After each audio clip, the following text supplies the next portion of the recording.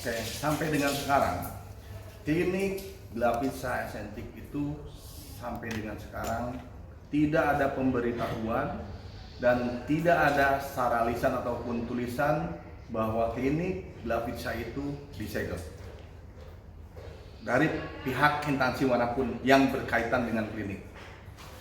Dan poin kedua yang perlu saya sampaikan juga bahwa produk Glavitsa yang beredar di masyarakat luas sekarang itu termasuk produk yang berbahaya. Itu salah. Karena kenapa? PT Glavitsa memproduksi, mengedarkan produk itu secara regulasi yang ada. Kita mematuhi regulasi daripada daerah, kita mematuhi regulasi daripada provinsi, kita mematuhi regulasi daripada pusat.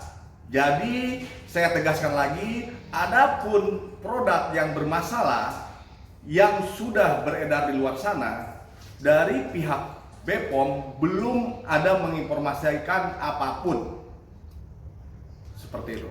Iya, sebetulnya begini, apabila itu produk kami, Badan POM wajib menyurati kami atau memanggil secara resmi bahwa untuk mengklarifikasi bahwa itu produk ataupun treatment itu adalah punya Glavitsa. Dan selama ini sampai dengan sekarang Badan POM belum menyurati kami atau mengundang kami untuk mengklarifikasi produk atau treatment yang diumumkan secara di sosmed, di IG BPOM, bahwa produk Glavitsa itu termasuk dari 16 besar produk yang berbahaya.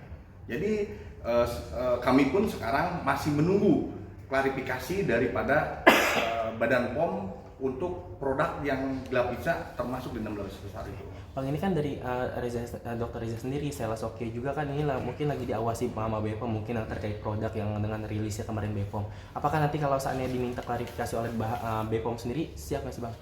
Saya sangat siap sekali untuk produk Glavitsa. Saya sangat siap sekali untuk diskusi atau klarifikasi tentang produk yang diumumkan oleh Badan POM di sosial media. Setelah BPOM rilis bahwa nggak ada izin edar, itu mungkin apa dampaknya terhadap PT gitu maksudnya ya? Apakah ada kerugian dari gitu. Ya, jadi begini, setelah ada rilis itu ya, ini saya tidak ada maksud untuk menyudutkan dan atau melihat bahwa Badan POM ini seperti apa ya. Tetapi setelah ada rilis itu, sampai dengan hari ini ada beberapa kegiatan unjuk rasa yang datang ke kantor kami. Berarti di demo ya Bang? Iya, di demo, dan nanti Jumat juga ada. Nah, artinya apa? Para peserta unjuk rasa, entah siapa yang nyuruh, kita nggak tahu ya, atau memang mereka itu memanfaatin informasi dari rilis dari IG ya, Mas Dede ya, kemudian membuat ini jadi bahan dan sebagainya. Kita ini terganggu ya. Contoh, tadi rekan-rekan media kan lihat nih, kantor ini kosong kan, seharusnya ini banyak ini karyawan. Tapi karena ada unjuk rasa kemarin Senin dibuat, lalu hari ini, nanti Jumat lagi. Nah, sudah pasti kita rugi ya. Seharusnya ini mobil box loading hari ini ya untuk mendistribusikan seluruh produk-produk ke beberapa cabang klinik kita. Ini kan udah terhenti gitu. Nah, artinya apa? Satu kerugian yang jelas nyata tidak kita lihat. Kedua, di framing makin kuat bahwa PT Glavitsa ini mau gini, ini kan kerugian sangat besar bagi kita. Ya, padahal ya kalau boleh kita mau konsentrasi ya, saya mau ngajak masyarakat konsentrasinya jangan mau tergiring dari opini-opini yang mengarah kepada yang salah gitu. Tetapi lihatlah fakta persidangan yang sebenarnya. Ya, saya permohon lah ya kepada seluruh masyarakat ya melihat ini. Dr. Reza ini adalah korban ya. Dia korban, sudah memberikan uang ya sebesar 4 miliar. Kemudian dia diminta lagi uang lebih dari itu lagi. Nah, lalu dia dibully kembali. Sampai keluarganya juga dibully. Coba, siapa sih manusia yang di dunia ini yang paling suci, yang tidak mempunyai rekam jejak masa lalu yang tidak kotor? Saya setuju terhadap dia untuk membuli masa lalu seorang. Ya, kalau kita semua ini belum seperti yang maha kuasa, janganlah kita membuli lah. Nah ini yang dirasakan oleh klien kami. Ya dia sudah diperas, kemudian dia bully, keluarga dia dihancuri lagi. Nah nanti kalau misalkan dia mencoba untuk bernegosiasi, diarah lagi ke produk. Enggak, coba bayangin ya. Inilah perbuatan-perbuatan yang dilakukan oleh terdakwa Nikita. Ini kita lihat sendiri kan. Sebelum jadi tersangka, klien kami diserang kredibilitasnya, dikatakan dokter penipu, dikatakan wajah abu-abu. Sudah tersangka pun begitu juga, sudah terdakwa pun begitu juga. Nah, apa nggak kasihan kita melihat dokter Reza? Ya, soal kemudian dia memiliki sebuah profesi dokter, dia gigih mencari rezeki, dia kemudian punya nasib yang baik. Jangan kita iri terhadap dia. Seharusnya kita jadikan dia sebagai figur. Bagaimana sih seorang dokter Reza ini berhasil? Ya, jangan dihancurin bisnisnya. Ya, ini kan kalau saya boleh cerita humor ya. Ini pada saat dulu tahun 1800-an ya, saya kan reinkarnasi dari zaman dulu ya. Ya kan saya ini kan seperti David dan Antera gitu. Ada pertarungan bisnis seperti ini, kemudian yang menang bukan orang lokal, ya, yang nanti menang orang luar juga gitu. Ini kan pertarungan bisnis. Ya, jadi seharusnya UMKM ini kerjasama dengan baik lah. Ya, saya pikir seperti itu. Bang, kemarin sempat ada di media sosial ada fotonya ibunya Reza Gladys. Tanggapan Reza Gladys gimana, Bang? Ya kan sudah saya sampaikan. Siapa orang yang paling suci di dunia ini? Satu orang.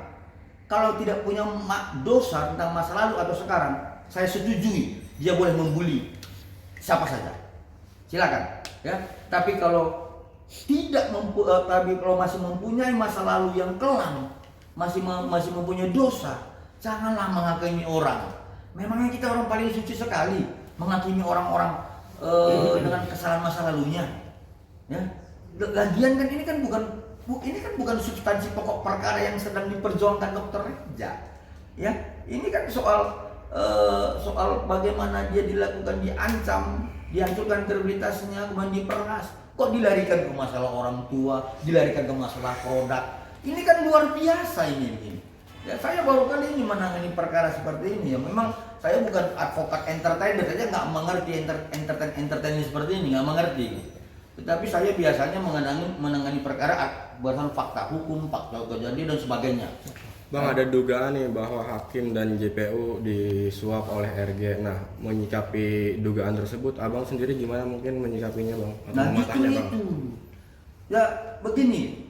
Kawan-kawan media juga harus sampaikan kepada masyarakat ya. Terima kasih di kesempatan ini. Majelis hakim itu kan diperintahkan undang-undang untuk mengadili, memeriksa perkara.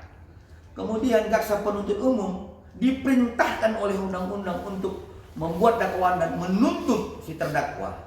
Tapi kalau setiap ada orang yang merasa bahwa dirinya dikriminalisasi, lalu kemudian mengatakan hakim disuap, jaksa disuap, negara kita ini bubar negara kita ini.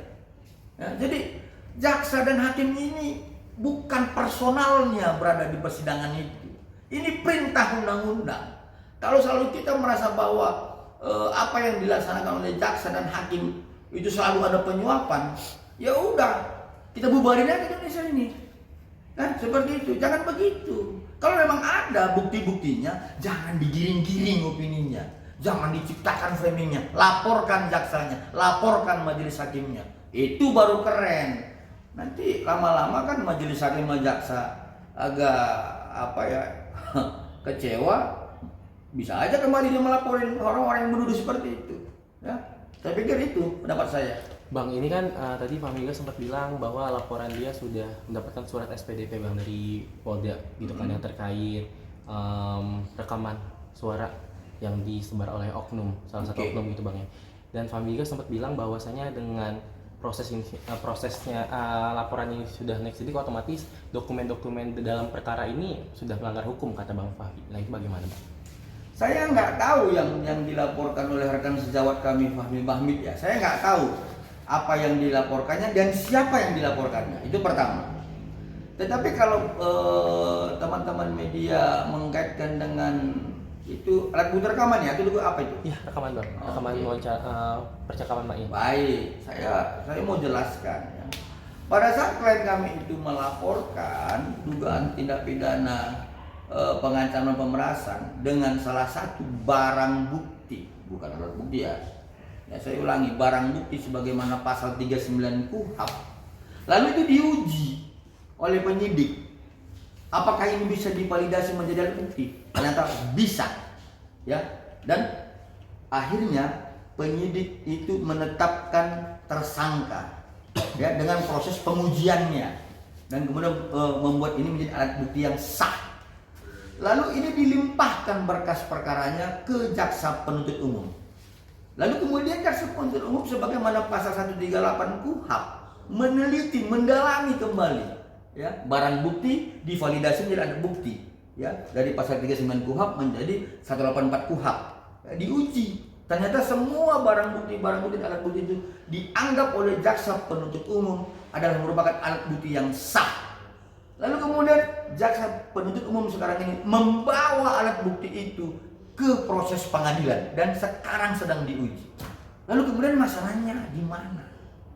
Kalau kemudian sudah penyidik dan jaksa penuntut umum menganggap rekaman itu adalah merupakan salah satu alat bukti yang sah. Seperti itu. Oke, Bang, ini kan nanti besok bakalan ada pemeriksaan saksi lagi nih Bang ya. Katanya Doktif bakalan hadir. Nah, tanggapan dari Abang sendiri bagaimana sih Bang? Apalagi Doktif meminta pengawalan ketat nih. Nah, itu gimana? Oke. Pertama, Doktif itu bukan klien saya. Jadi saya tidak mau berpendapat tentang dia. Yang kedua, saya bukan dukun hukum yang bisa menerawang hari besok. Ya, saya hanya bisa bercerita, berpendapat tentang sebuah peristiwa dan fakta hukum yang sudah terjadi, tapi berdasarkan dasar hukum dan pasal-pasal gitu, tidak dengan opini penggiringan gitu. Ya, jadi kita lihatlah besok seperti apa kejadiannya, dan kalau kemudian dia minta pengawalan itu hak dia.